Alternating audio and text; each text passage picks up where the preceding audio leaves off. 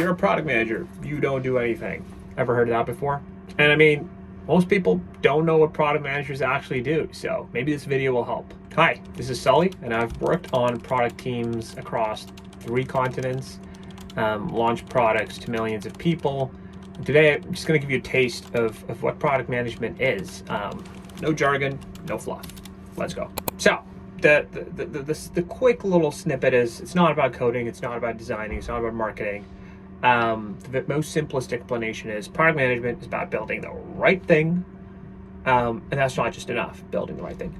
Building the right thing at the right time, right? Why does it have to be built now? Picture this, you're opening a pizza shop, right? And the engineers, they're the chefs, the designers, they're the decorators, and you are the CEO, the head of or maybe not the CEO, the manager, who is bringing all these different pieces together. And by pieces, I mean the interior decorators, the chefs, the cashiers, the people building out the flyers, marketing. You are the one that's bringing all these things together. And you decide, as the manager or the CEO of the shop, what the menu looks like, what kind of pizzas are you going to be serving, right? What kind of meat or no meat direction are you going to be going? Where are you going to source the meat from? How are you going to measure the day-to-day success of this pizza shop, right? Are you going to be looking at sales numbers, profit numbers? Are you going to be looking at number of people entering the store? Success measurement, and so on and so forth. These are some of the things I would like you to picture. And so your day-to-day might be, hey, I'm gonna go check on my chefs, see how they're doing. Which would be your engineers. Are you building the right things? Gonna go check with my interior decorators. Hey, people are complaining about the decorations, which are your designers as a product manager that you might work with. Are enough people getting the flyers? Do people know about this pizza store, right? And that's when you go check in on marketing. So you basically try as a product manager to make sure all the pieces are flowing through and nothing is lagging behind. And this goes back to my earlier point about not just building the right thing, but why you need to be building it right now. The reason that's important is maybe there were 2 pizza shops in that area already. So no matter how well you market, no matter how well the pizza tastes, the reality is you just have a lot of competitors. So maybe you should have built an ice cream shop, right? And that comes down to the product manager's responsibility. And a great story here, like a personal story, is when I was a younger product manager, my first year as a product manager, I greenlit a feature. This was an AI feature. It was really, really cool and to say, and it helped users chat with the product. It was a chat bot, and I talked to a lot of users, and they said, yeah, this is really cool. If you can plug our data in and build it, this would be phenomenal. And I believed them. I was like, okay, let's do it. Built out the product, took months of engineering work, and then the users used it. And after like a couple uses, they never came back to it. So major flop. A big learning for me, but it's a learning for you guys as well, because I did not build something that they actually needed.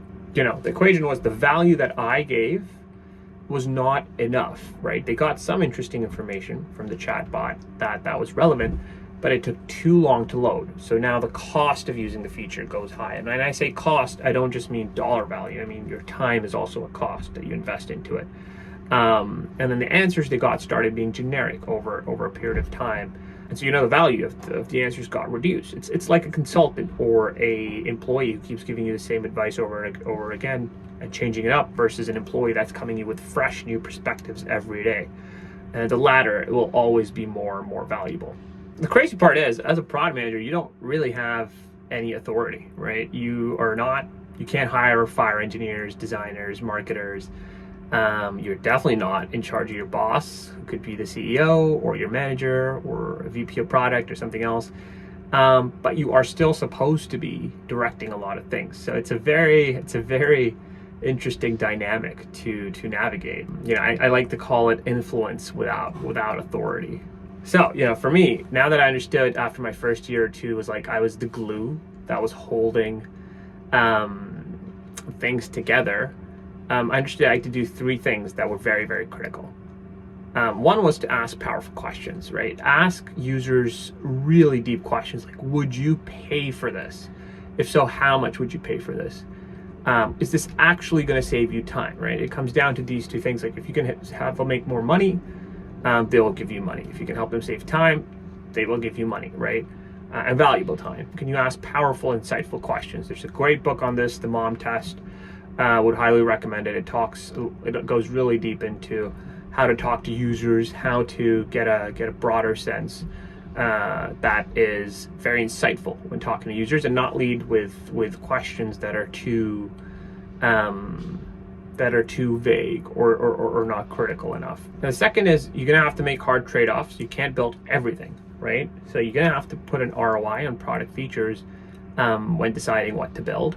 And this is thirdly, the most important one. You got to be able to say no more than you say yes. You know, a sales team, marketing comes and tells you should do this. Engineers tell you we need to build out this technical architecture. Designers say, hey, actually, we need to redesign this thing. You got to be able to say no and say, actually, this is what the product actually needs, and this is a better ROI, and this is why it's a better ROI. So this is a very, very big component of the job. So a lot of my day was meetings, but it was not meetings all days. For example, I'd spend my morning checking in with my engineering teams, usually at a stand-up or a scrum, try to unblock any sort of issues that I could, especially product-wise. Midday, I was reviewing customer feedback, going deeper into our customer support channels and kind of understanding what's happening on the day-to-day, try to get a feel of the feedback coming in. I'd also try to look at analytics of any recent features that I've launched, how they're doing, or the hypotheses that I have actually actualizing. And then also sort of work with designers from time to time. You sync with designers and see if the product, of course, requires. The calendar does look chaotic. Like I said, my job was to be the glue holding everyone together, make sure we're all rowing in the same direction. And then one thing I got better at across the years was blocking off thinking time. No one's going to give you that time. You have to be able to block your calendar off, be like, no distractions, no Slack, no messages, no emails. I need this time to think about what we're going to be building next month or the next quarter. Hopefully not the next week, because if you should have already figured out what you're going to do next week. If not, then it's a sign of a junior PM, and I've been there in my first year or so where I was at a startup and we weren't sure what we were going to do after 2 weeks, just because I hadn't done a good job of discovery and processes. People will want to attack your time. It's your job as a product manager to say no.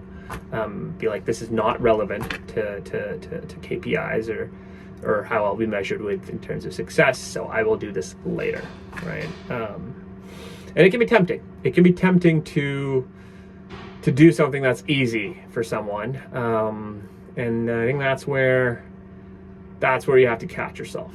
So that's PMing in 5 minutes. It's not about building apps or software. It's actually about building the right thing at the right time for the right people. And that's about it. Go build something the world actually needs. Ciao.